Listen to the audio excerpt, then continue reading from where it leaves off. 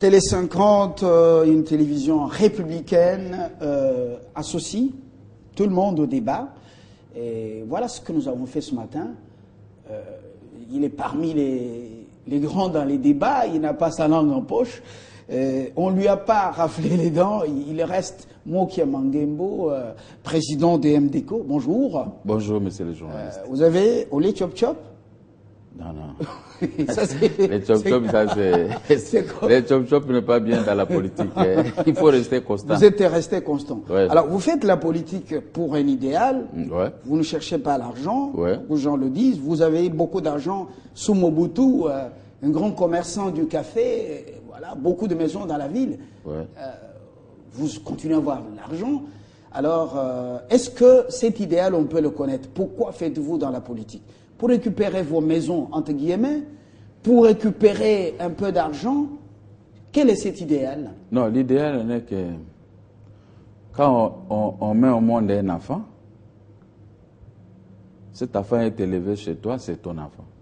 Mais quand vous le laissez sur la vie publique, c'est l'enfant de tout le monde. C'est ça l'idéal que nous cherchons dans la vie. Je suis là pour tout le monde, pas seulement pour l'argent, ni pour les maisons. Non, non. Les maisons, l'argent, on a trouvé ça ici et on va les laisser. Mais l'idéal que j'ai, c'est, puisque j'avais opté comme étant éditeur d'un journal, et quand je voyais défiler les politiciens, nous donner des articles, dire ceci, j'ai emmagasiné tout, et moi-même j'avais pris ma décision un jour que je dois devenir politicien. Pourquoi devenir politicien? Pour sauver, ne fût-ce que les meubles, à cause de certaines, d'une gestion auquel que je n'arrivais pas, que ces gens n'arrivaient pas à me convaincre. Alors je me suis trancé d'une ligne dans l'opposition. Parce que pour commencer la vraie politique, il faut être dans l'opposition.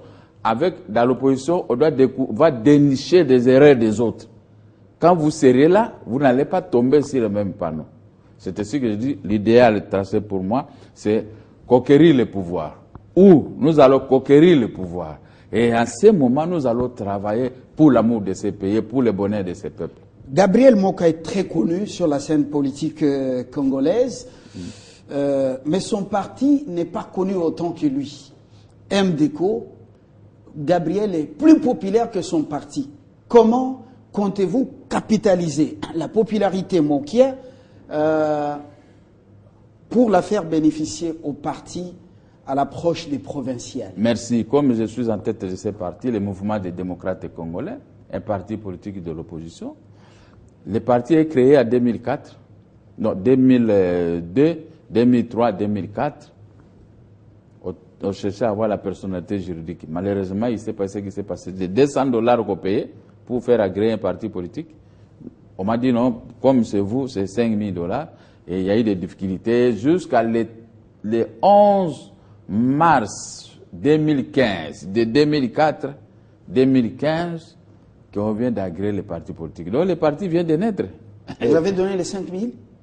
J'ai payé, j'ai tout. Mais pourquoi vous croyez qu'Évariste Bochab peut signer un document comme ça, et surtout qu'il est du PPRD, et ça que vous poussez, vous acquitter des taxes de l'État? Non.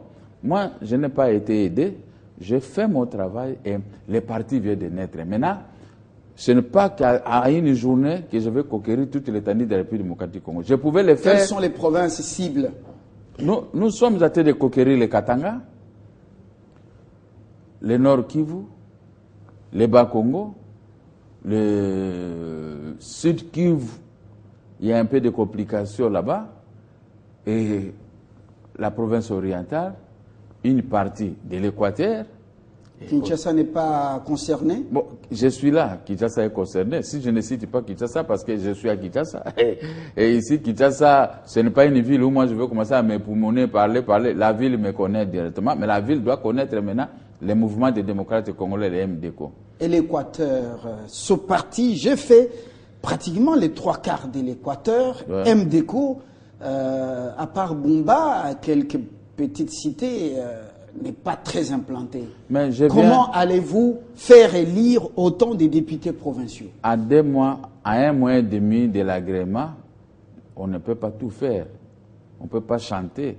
Mais je vous dis, à la lire où vont les choses, chaque jour je signe des arrêtés, des décrets de nomination en Europe et ici. D'ailleurs, je vous informe que le 4 juin, il y aura une plus grande sortie du mouvement des démocrates congolais en Europe vers Château Rouge. Et les Congolaises et les Congolais qui sont en Europe, ils sont conviés à aller en France pour voir la sortie de notre parti. Je ne dis pas que c'est du triomphalisme, non. Mais je voudrais faire quelque chose de mieux, de ce qui était dans mon cœur depuis des années. Comment sauver la République? Je dois avoir un parti politique, je dois installer ça sur toute l'étendue de la République démocratique du Congo, même là où il y a des difficultés, où il y a l'occupation. Mais je dois faire en sorte que les partis puissent être connus pour que demain, je sois voté facilement par la population congolaise. Parce que je vois la population a soif de voir Gabriel Mokia, l'opposant qui a lutté pendant 20 ans, ça c'est faire corrompre, ça aller voir qui a fait autant de fois la prison. Oui, il a fait la prison, pas pour escroquerie, pas pour ceci, mais j'ai fait la prison à raison de mes opinions qui sont constitutionnelles. Mais l'interprétation est erronée. J'ai fait ce que j'ai fait, mais ce n'est pas la fête du monde. La prison est faite pour les gens, n'est-ce pas? À moins que vous soyez méchant pour arrêter un animal et le mettre en prison. Là. Les élections provinciales sont très déterminantes. Ouais.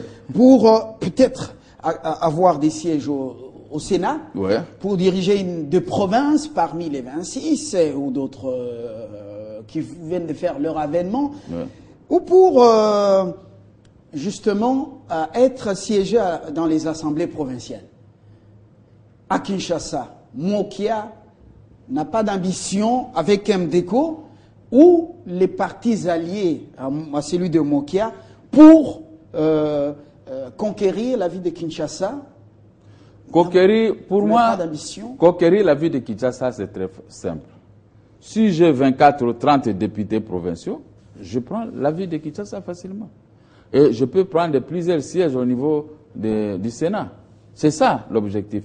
Mais les enjeux ici, je sais que ça peut choquer certaines personnes, hein, qui disent qu'il faut le faire pour récupérer la ville de Kinshasa. Je ne suis pas un ambitieux pour ça.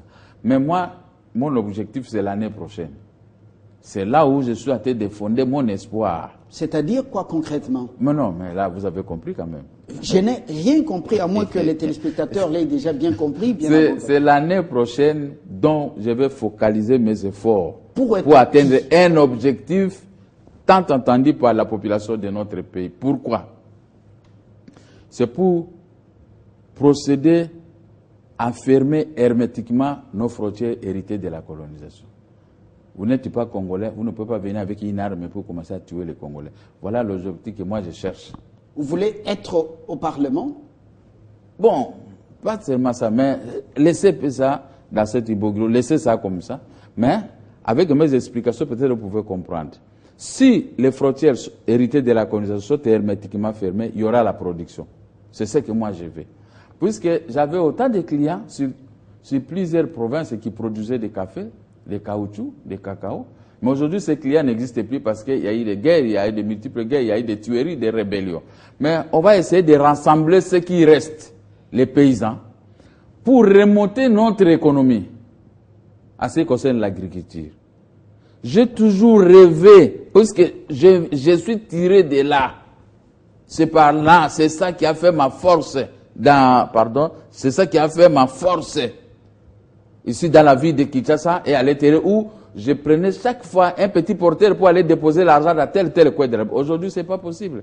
Aujourd'hui, on devient comme des chômeurs, on est ici à Kinshasa en train d'observer de nouveaux riches, ce qu'ils font avec des constructions. Bon, ça, ce n'est rien. Alors, au lieu de combattre quoi que ce soit, je préfère attendre un moment où le peuple me fera confiance. Concrètement, Mokia est en train de préparer une surprise avec un projet de société axé sur l'agriculture, du cacao, du café et même du coton.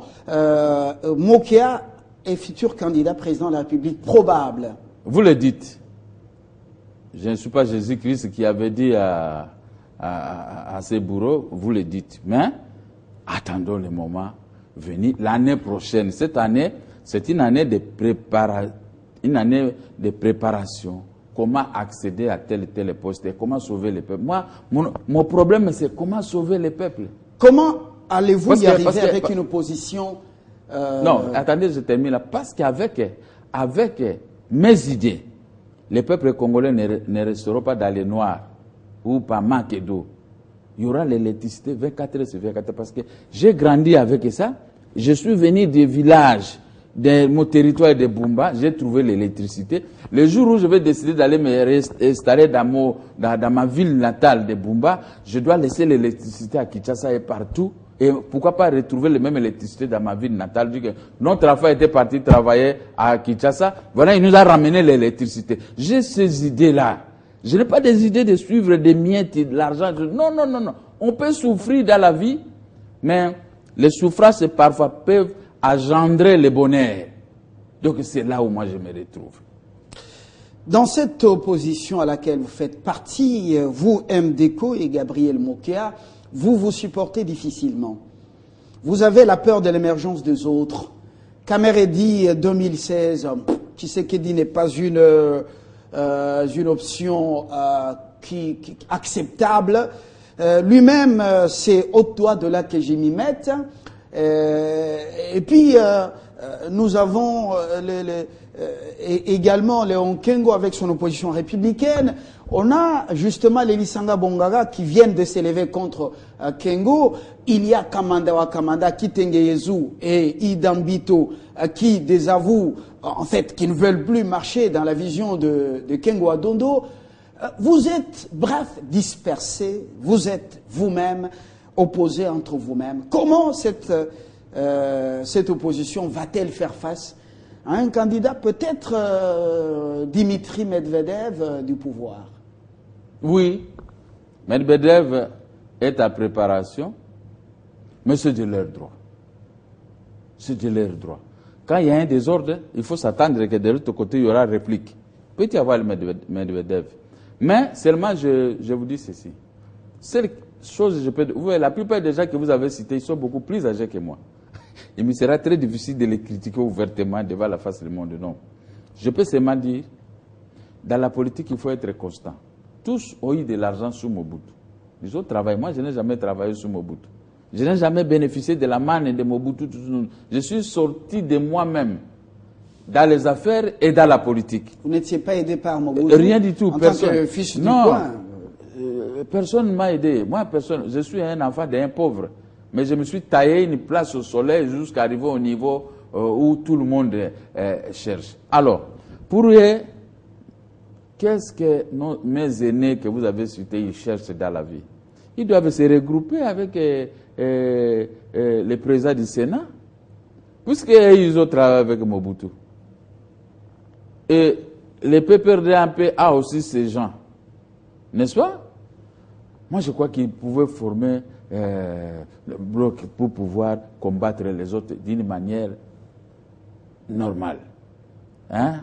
Et si je me retrouve avec eux comme ça, il y a des séparations, je regarde les séparations, les ceci, je n'aime pas. Parmi tout le monde que vous avez cité, beaucoup sont des inconstants. Ils ne savent pas ce qu'ils cherchent dans la vie. Ils ne savent pas. Parce que dans la vie, moi je suis dans l'opposition, je n'avais pas un autre parti, je n'ai jamais été dans un parti politique. Mais j'ai créé mon parti politique. Mais je suis là. J'ai voulu seulement prêter main forte à l'opposition à l'époque de Jean-Pierre Mbemba. Parce que j'estimais que c'était un monsieur intelligent.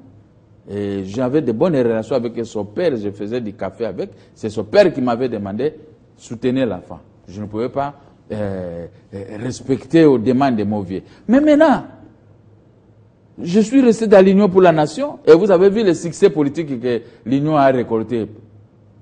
Et aujourd'hui que l'Union, avec l'arrestation de Jean-Pierre et tout ça, mais moi je suis resté constant, je suis dans mon parti politique. Si je me mets à vous ne soutenez plus le MLC. Aujourd'hui, Bazaïb avec un petit groupe de gens, Louaka et puis l'autre ministre Egwake Omer et Kambinga avec vraiment la part du lion.